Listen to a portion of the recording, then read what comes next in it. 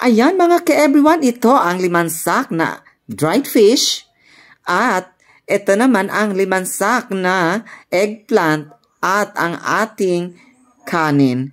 Okay, so ayan, ngayon i-introduce ko na sa inyo kung ano ang gagawin natin ngayon.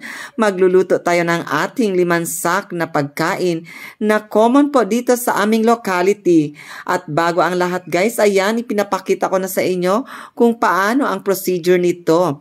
Ang unang-una natin gagawin is atin munang iluluto ang ating eggplant at saka ang ating dried fish sa apoy na yan. Okay, sa pagkatapos yan, pagluto na guys, is baliktarin natin yan. Okay, so inuna natin baliktarin yung dried fish at tanggalin na natin yan mula sa apoy. Pagkatapos yan is magko-concentrate naman tayo sa ating eggplant. At alam nyo guys kung ano ang indication pagluto ng ating eggplant? Well, hindi po yon sa kulay niya or nasunog na yung balat niya. Kundi, pisilin nyo yung dulo niya guys. Kung malambot na siya, ibig sabihin ay luto ng ating eggplant. Kaya ayan guys. So next step na tayo para sa ating gagawin. Ayan, tanggalin na natin ang ating eggplant. Okay, so ayan. So after that guys is mag-iinit tayo ng tubig. While tayo ay nag-iinit is mag-prepare na tayo ng ating ihihiwang onion. Okay, so ayan. So pagkatapos yan ang onion guys is ang atin namang tomato. Okay, so medyo scarce ang tomato dito sa amin ngayon. Yung hilaw muna na tomato ang ating ni-slice. Pero the same pa rin ang lasa. Okay, so ang una natin gawin is ilagay natin ang dried fish sa ating bowl. Yes, okay, so ayan. Sunod niyan is ang ating tomato na hilaw. O, ayan. Pagkatapos ang ating onion. Then, budbura natin ng special seasoning yan, guys. Okay, so ayan.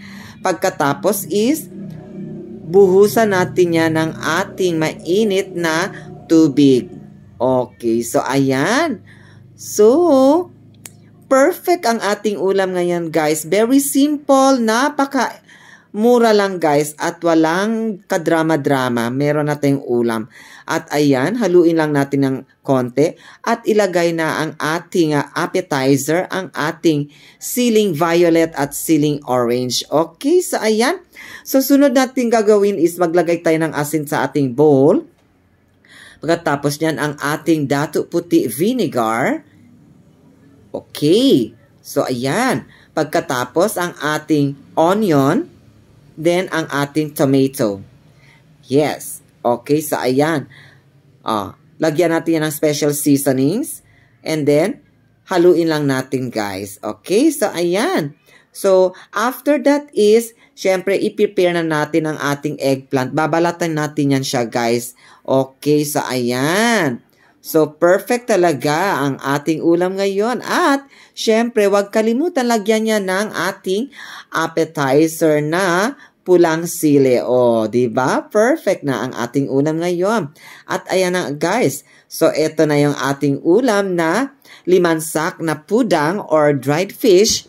Sunod, ang ating 5 sak na eggplant. Okay? With our kanin. Ewan ko lang guys kung hindi kayo mabubusog. Ayan guys, kainan na at nakapagluto naman ako ng instant ulam, instant sabaw na tinatawag namin dito sa aming locality na 5 sak na dried fish at 5 sak na eggplant. Kaya masustansya ang ating ulam ngayon. Iwas, alam mo na, high blood. Kaya tara, let's go, let's eat, and let us enjoy eating our viand with our 1.5 cup of rice. Kasi mahal ngayon ang rice. Hindi natin ito ubusin. Ibigay natin sa ating mga pets. Okay, so let's go. Let's eat.